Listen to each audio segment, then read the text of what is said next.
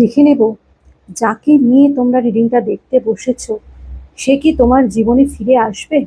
No contact সিচুয়েশনে থাকা অবস্থায় যাকে নিয়ে আজ রিডিংটা তোমরা দেখছো সে কি তোমার জীবনে ফিরে আসবে, কামব্যাক করবে। চলো দেখে নিই। এটা একটা জেনারেল বেসিসের রিডিং, যার সাথে যতটা রিজোনেট করবে সে ততটাই নেবে, বাকিটা লেট করে দেবে। টাইমলেস যখন থেকে তোমাদের হাতে পড়বে তখন থেকে রিডিংটা তোমাদের সাথে রিজোনেট করবে। সব জোডিয়াক সাইনদের জন্য এই রিডিংটা যাবে। Husband wife, boyfriend girlfriend, extra marital affair, same gender relationship, যে কেউ দেখতে পারো। খুব পজিটিভ মাইন্ডে আজকে রিডিংটা দেখবে। চলো দেখে নিই যাকে নিয়ে আজ রিডিংটা তোমরা দেখতে বসেছো সে কি তোমার লাইফে কামব্যাক করবে, কি চলছে তার মন মস্তিষ্কে। চলো দেখে নেওয়া যাক। ওয়াও, এস অফ পেন্টিকলস এর এনার্জি। ডেফিনেটলি ডেফিনেটলি এই ব্যক্তি তোমার জীবনে কামব্যাক করতে চলেছে। ঠিক আছে, এস অফ পেন্টিকলস মানে হচ্ছে নিউ বিগিনিং। ঠিক আছে, নতুন কোনো সূচনা। ঠিক আছে, নিউ বিগিনিং হতে চলেছে। তো আজকের রিডিং এর বিষয়বস্তুই ছিল যে ব্যক্তি তোমার জীবনে ফিরবে কিনা। তো ডেফিনেটলি এই ব্যক্তি তোমার জীবনে ফিরবে, নিউ বিগিনিং করার জন্য এই ব্যক্তি ডেফিনেটলি তোমার জীবনে ফিরবে। ওকে, পেজ অফ শর্টস এর এনার্জি। এই ব্যক্তি, একটা কথা বলতে পারি, এই ব্যক্তি একদিন তোমার সাথে খুব মিসবিহেভ করেছিল, খুব খারাপ বিহেভ করেছিল এবং তোমার থেকে ডিটাচ হয়ে গেছিল। ঠিক আছে, তোমার কথা বুঝতে চায়নি, ইগো দেখিয়েছিল।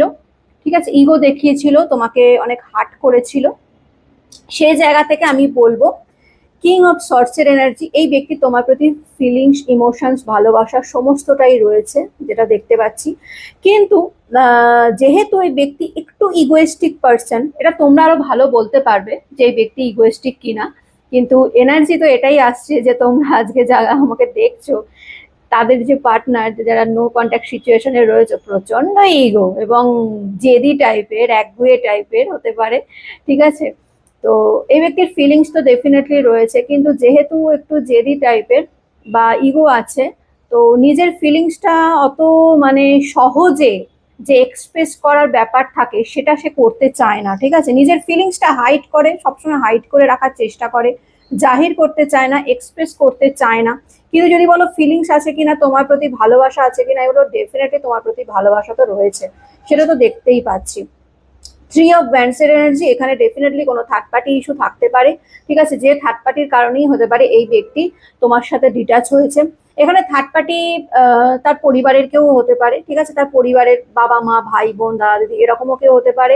অথবা থার্ড পার্টি তার হাজবেন্ড বা ওয়াইফ হতে পারে, বা থার্ড পার্টি অন্য কোনো পুরুষ মহিলা হতে পারে, বন্ধু বান্ধব হতে পারে, রিলেটিভস হতে পারে, অথবা থার্ড পার্টি তার ইগো হতে পারে, কারণ দেখতে পাচ্ছি মানুষটার প্রচন্ড ইগো। ঠিক আছে, পেজ অফ শর্টস আর কিং অফ শর্টস এটাই ইন্ডিকেট করছে ব্যক্তির প্রচন্ড ইগো আছে। ঠিক আছে, মানে সেলফ রেসপেক্ট আর ইগোর মধ্যে আবার গুলিয়ে ফেলো না, সেলফ রেসপেক্ট আলাদা ব্যাপার, কিন্তু এই ব্যক্তি প্রচন্ড ইগোয়েস্টিক। তো সেখানে দাঁড়িয়ে এই থার্ড পার্টি যেখানে যদি তার ইগো হয়, তো তার কারণেও এই ব্যক্তি হতে পারে তোমার থেকে আজকে দূরে রয়েছে। ঠিক আছে, তোমার সাথে ঠিক মতো মানে নিজে কন্ট্যাক্ট করছে না বা এক্সপ্রেস করছে না। কুইন অফ শর্টস এর এনার্জি। ডেফিনেটলি এখানে যে থার্ড পার্টি রয়েছে, যদি কোনো ফিমেল ক্যারেক্টার হয়ে থাকে বা পরিবারের কেউ হয়ে থাকে, ডেফিনেটলি সে খুব বশি নেচারের হতে পারে এবং তোমার মানে তোমার যে পার্টনার রয়েছে তাকে নিজের মতো কন্ট্রোল করার চেষ্টা করে, যেটা তোমার পার্সন একেবারেই পছন্দ করে না, কারণ তোমার পার্সন হচ্ছে ফ্রি মাইন্ডেড। ঠিক আছে, ফ্রি মাইন্ড প্রচন্ড, মানে নিজের মতো থাকবো, ঘুরবো, এনজয় করবো, এইরকম একটা ব্যাপার।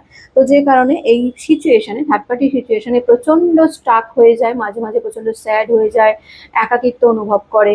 ঠিক আছে, নাইট অফ পেন্টিকলস। যেখানে দেখতে পাচ্ছি যে এই ব্যক্তি মাঝে মাঝে প্রচন্ড স্টাক হয়ে যাচ্ছে, মানে একটা জায়গাতেই আটকে যাচ্ছে, না সে সামনের দিকে এগোতে পারছে, না সে পেছন দিকে যেতে পারছে, এরকম একটা ব্যাপার। তো ডেফিনেটলি এখানে সিক্স অফ কাপস এর এনার্জি এসছে। এই ব্যক্তি ডেফিনেটলি তোমার সাথে আবার নিউ বিগিনিং করতে চায়, তোমার লাইফে আবার কাম ব্যাক করতে চায়, তার প্রচন্ড রকম এনার্জি রয়েছে। কিং অফ কাপ, হাতে কিং এর এনার্জি প্রচন্ড রয়েছে। এটা বলতে পারি যে ব্যক্তি প্রচন্ড ইগো আছে, নিজের ফিলিংস হয়তো জাহির করে না, কিন্তু তোমার প্রতি প্রচন্ড ইমোশনস, ফিলিংস রাখে এবং তোমার লাইফে আবার পুনরায় কাম ব্যাক করতে চলেছে। ওকে, কেমন লাগলো ভিডিওটা অতি অবশ্যই জানাবে। ভালো লাগলে লাইক, কমেন্ট, শেয়ার করবে। ইউনিভার্সের কাছে রিডিংটা ক্লেম করে নেবে। ভালো থেকো, সুস্থ থেকো। আমি নতুন একটা রিডিং নিয়ে আবার কালকে চলে আসবো। God bless you.